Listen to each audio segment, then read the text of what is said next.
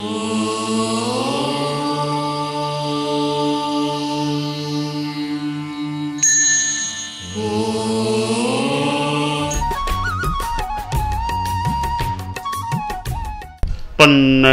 च सुरेन्द्रे च कौशिके पाद संस्पृशि निर्विशेष मनस्काय श्री वीरस्वामिने नमः। आर्हत वाङ्मय में कहा गया है, इह लोग पारत्तहियम जेणम गच्छइ सोग्गइम बहुसूयम पज्जुवा सज्जा पुच्छज्जठ विनिच्छयम। आदमी को बहुश्रुत की पर्युपासना करनी चाहिए और अपेक्षानुसार प्रश्न भी करना चाहिए। अर्थ का, तत्व का विनिश्चय प्राप्त करना चाहिए। बहुश्रुत जिसके पास बहुत ज्ञान होता है, जो सिद्धांत का ज्ञाता होता है और साथ में साधना भी होती है, संयम भी होता है, ऐसे ज्ञानी और संयमी पुरुष की पर्युपासना करनी चाहिए। पर्युपासना क्यों करनी चाहिए? अर्थ का विनिश्चय पूछकर क्यों करना चाहिए? इसका प्रयोजन यह होना चाहिए कि मेरा इहलोक, इस मनुष्य जीवन में भी हित हो और परत्र परलोक में भी मेरा हित हो और मुझे सुगति की प्राप्ति हो। पहली बात है कि मेरा इहलोक में हित हो, मेरा यह जीवन भी, यह मनुष्य जीवन भी अच्छा रहे और परत्र पर भव, परलोक का अगला भव है, आगे का भव है, आगे के जीवन है, वहां भी मेरा हित हो सके, अहित न हो। यह दूसरी बात। तीसरी बात है कि मुझे सुगति की प्राप्ति हो, मृत्यु के बाद भी मुझे सुगति मिले।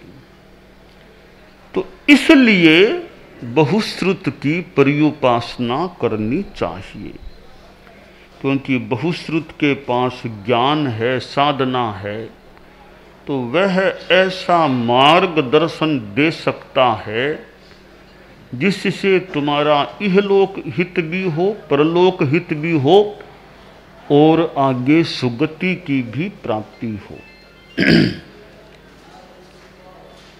ज्ञानी त्यागी गुरु संत होते हैं, वे ज्ञान की बातें बता सकते हैं।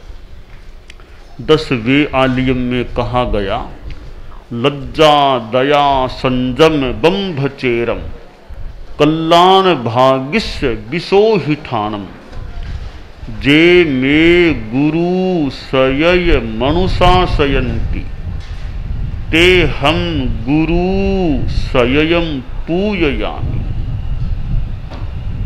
कि जो गुरु मुझे सतत अनुशिष्टि प्रदान करते हैं, अनुशासन में रखते हैं, शिक्षण भी देते हैं, उन गुरुओं की मैं सदा पूजा करता हूँ।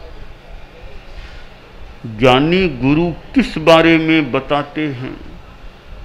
लज्जा। बहुश्रुत व ज्ञानी गुरु बताते हैं कि जीवन में लज्जा, आत्मानुशासन का भाव होना चाहिए। पाप से भय रखना चाहिए। और दूसरों से तो मान लो आदमी न भी डरे, पर पाप से डर करके रहना चाहिए कि मेरे द्वारा पाप का काम न हो जाए, मेरे पाप न लग जाए।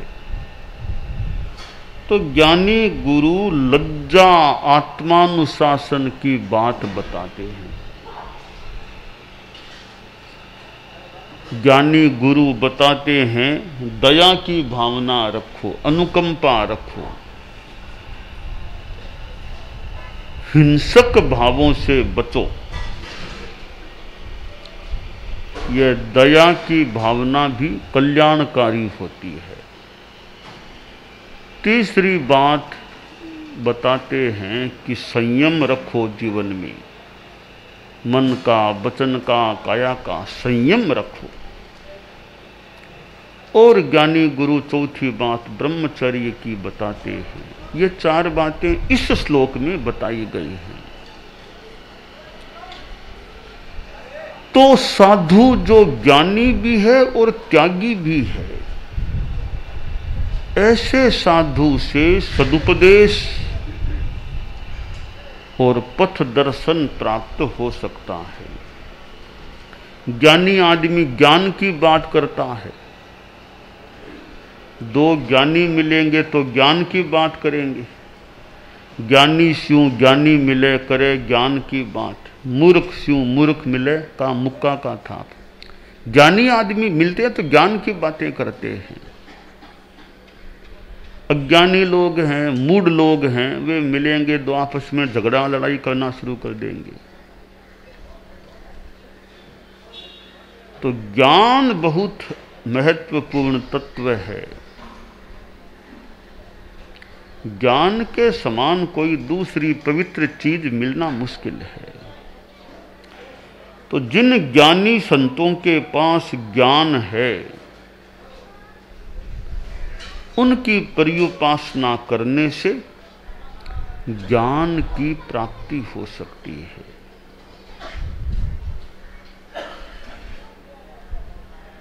एक सन्यासी एक गांव में गया, करीब 1 महीने का वहां प्रवास निर्धारित था। प्रवचन करता, प्रवचन में गांव के काफी लोग इकट्ठा हो जाते। छोटे गांव में लोग कई बार ज़्यादा इकट्ठा हो जाते हैं। बड़े शहरों में तो लोग धंधों में लगे रहते हैं। इतने छोटे गांव होते हैं, वहाँ संतों का प्रवास हो, आसपास ही ज़्यादा घर हों तो व्याख्यान में अच्छी उपस्थिति हो सकती है। तो शहरों का अपना महत्व है तो गांवों का अपना महत्व है। ग्रामीण जनता में जहाँ वो कुछ उत्सुकता होती है, वो रात में सवेरे जब उनको टाइम मिले बखान में इकट्ठा होते हैं। अच्छी उपस्थिति कई बार हो सकती है, हो जाती है। तो छोटा गांव था, लोग काफी आ जाते प्रवचन में। लोगों में भक्ति भी बहुत थी कि बाबा जी आए हुए हैं, खूब लाभ लें लाभ लें। एक दिन एक लड़का कोई 10 बरस का लगभग था, वह सन्यासी जी के पास आया। बोला, बाबा जी मेरी झोंपड़ी में आपका पग फेरा होना चाहिए।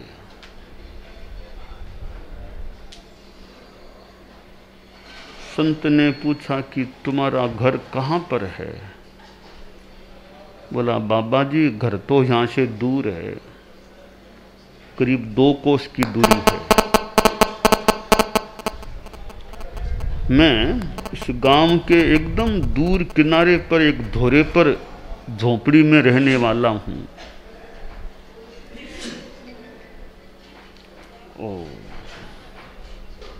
ज्यादा बस्ती भी उधर नहीं है, रास्ता भी थोड़ा कच्चा रास्ता है, फिर आगे तो धोरा आ जाता है। तो बाबा बोला, भैया वो थोड़ा कठिन है, अब धोरे का आगे धोरे पर चढ़ना और कच्चा रास्ता उसमें चलना अब मुझे उम्र भी तो 70 पार का हूँ ना, अब 70 पार हूँ तो चलने में, कच्चे रास्ते में इतना लंबा चलना रहना थोड़ा मुश्किल पड़ेगा। फिर तुम कहते हो धोरे के ऊपर है, ऊपर चढ़ना तो और ही मुश्किल हो जाएगा, तो कठिन है वहाँ आना। लड़का बोला बाप जी अब कठिन तो मुझे भी लगता है, क्योंकि आपको परिश्रम कष्ट पड़ सकेगा, पर भक्त की भावना है, अब यह भावना तो आप ही पूरी कर सकते हैं, क्योंकि आपके कोई चेला तो है नहीं। कोई चेला होता तो मैं आपको तकलीफ नहीं देकर चेले को ले जाता, अभी जवान चेला वो, पर चेला कोई है नहीं, आप अकेले हो, तो और कोई विकल्प है ही नहीं आपका। अब भावना है भक्त की तो आप देख लो, थोड़ा आप हिम्मत करके अगर पधार सको तो मेरा तो मानो कल्याण हो जाएगा। बाबा जी बोले बेटा काम तो कठिन ही है, फिर भी तुम आशा रखो, है तो कठिन ही। तो ठीक है बाप जी, कृपा दृष्टि रहे आपकी। एक दिन बाबा जी वो सवेरे थोड़ा टहलने के लिए, घूमने के लिए बाहर निकले, कुछ दिन हो गया घूमे नहीं, आज थोड़ा घूमे। तो बाबा जी वो थोड़े घूमने के लिए गए, इतने में रास्ते में वो लड़का मिल गया। बोला बाप जी आधी दूर से ज्यादा तो आप आ चुके हैं, आधी दूर से ज्यादा तो आ चुके, कुछ और चलेंगे तो झोंपड़ी भी आ जाएगी। आप सहज ही कोई इधर पधारे हैं, मेरी झोंपड़ी का आधा से ज्यादा रास्ता पार आपने कर लिया, सहज ही कर लिया है, अब थोड़ा और आप कृपा कर दो। तो चलो देखते हैं, अब चलो चलते हैं। तो बाबा आगे बढ़े, वो थोड़ा धोरा भी आया तो बाबा धीरे धीरे धीरे धीरे थोड़ा विश्राम लेके ऊपर चढ़ गए, उसकी झोंपड़ी में पहुंच गए। कोई छोटी सी कुर्सी थी, उस पर बाबा बैठ गए। थोड़ा बाबा ने ऐसे ही पूछा पिता का नाम क्या है कैसे। इतने में वो लड़का रोने लग गया। बेटा क्या हुआ, रोते क्यों हो, मैं आया हूं तो तुम्हारी खुशी की बात, रोते क्यों। तो बाबा भीतर में खुशी तो है कि आपका पगला हो गया, पर वो थोड़ा दुख आ गया कि बड़ा मैं गरीब आदमी हूं, बड़ा गरीब बच्चा हूं, क्योंकि माँ बाप दोनों ही चल बसे हैं। एक तरह से तो अनाथ हूं, मैं तो अकेला हूं, कोई संभालने वाला नहीं है, कहीं कोई मांग तांग करके कैसे खाना खाता हूं, बहुत दुखी जीवन है। आप देखिए रहने को यह झोंपड़ी भी बेहाल हो रही है, वर्षा आ जाए तो पानी से भर जाए, ये तो खाने का मेरा कोई भरोसा नहीं, मिले न मिले। या कपड़े आप देख लो, फटे हुए से कपड़े हैं। बाबा इस पूरे गांव में मेरे से ज्यादा कोई दुखी आदमी नहीं है, यह मैं कह सकता हूं। सबसे ज्यादा यानी मेरे से बढ़कर कोई दुखी नहीं मिलेगा आपको। बाबा ने थोड़ी अंतर्दृष्टि से परीक्षा की, कुछ गहराई से देखा, लड़के के चेहरे को भी देखा। बाबा को लगा लड़का होना चाहिए पुण्यवान, गरीब तो नहीं होना चाहिए, मेरे ज्ञान से तो बड़ा धनवान होना चाहिए, बड़ा ये भागी आदमी है। तो बाबा बोला अरे मेरा ज्ञान तो कहता है कि इस गांव के सबसे ज्यादा धनवान तुम ही हो। बोला बाप जी आप देख लो, मैं हूं जैसा आपके सामने हूं, ये टूटी फूटी झोंपड़ी यस ये हाल मेरा।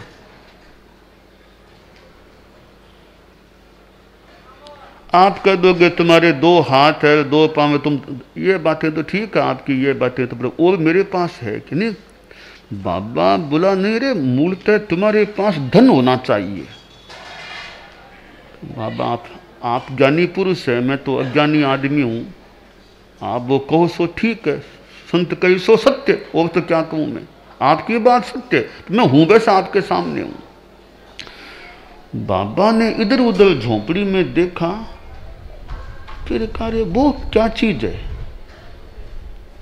बच्चा बोला वो तो मेरा लोडा है, वो मिर्ची को बांटने का, ला इधर ला। वो लड़का गया और वो लोडा सा था जो भी उसके लिए लाया कि ये।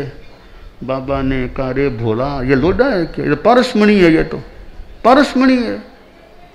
तुम्हारे पास कोई लोहे की चीज है क्या? देखा तो वो तो नहीं है, कांटा निकालने वाली वो चिंपड़ी तो है लोहे की, वो आप देख लो। हाँ ला वो ला। वो चिंपड़ी की, ठीक है, चिंपड़ी उस पारसमणि के लगाई चिंपड़ी लोहे की थी, वो सोने की बन गई। कि तो जितना लोहा लाओ सब सोना हो जाएगा। वो थोड़ा दौड़ा और आसपास बाजार में जाके लोहा लाया, उसके लगाया और वो सारा लोहा सोना बन गया। देख तुम्हारे पास कितना धन है। बोला बाप जी आप जैसे ज्ञानी गुरु पधारे तब मेरी आंखें खुली कि मेरे पास तो धन का स्रोत है। चाहूं जितना धन कर लूं मैं तो लोहे को सोना बना लूं।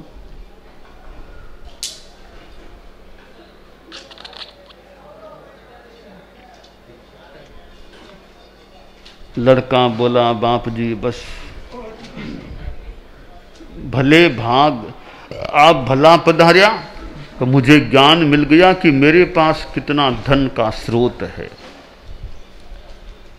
बाबा ने कहा रे ये तो ठीक है, एक भौतिक बात का ज्ञान हो गया कि तुम्हारे पास धन का स्रोत है, पर इससे भी बढ़िया बात है कि तुम्हारे भीतर में अनंत स्रोत है आनंद का। अनंत आनंद का स्रोत तुम्हारे भीतर में, उसको पहचानो। यह मानव जीवन मिला है, आत्मा का कल्याण करो। इस आत्मा रूपी लोहे को संयम रूपी पारसमणि के लगा करके सोना बना लो। आत्मा लोहा है, संयम पारसमणि है, उस संयम के लगाओ, आत्मा के संयम लगाओ तो आत्मा रूपी लोहा सोना बन जाएगा। लड़के ने सोचा कि कितना ज्ञान दिया, वो पारसमणि भी मुझे बता दी। पा एक बार पारस हत भाग्य जो रहा, हत भाग्य अब सच्चा पार्श्व बनूं मैं, अब सच्चा पार्श्व बस वैसा काम हो मेरे मानस के स्वामी, तुम एक प्रभु पार्श्व देव चरणों में, प्रभु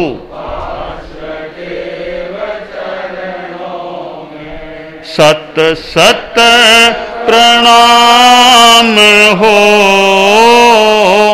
मेरे मानस के स्वामी, तुम एक धाम हो, तुम एक।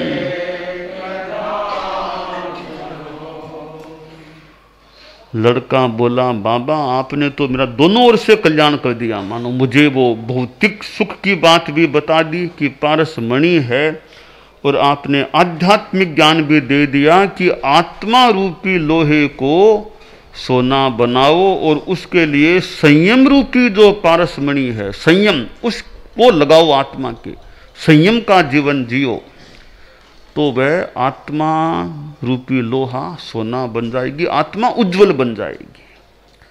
तो ज्ञानी गुरु बहुश्रुत से ज्ञान मिल सकता है कि कैसे इस लोक में हित हो, परलोक में हित हो और आगे सुगति प्राप्त हो।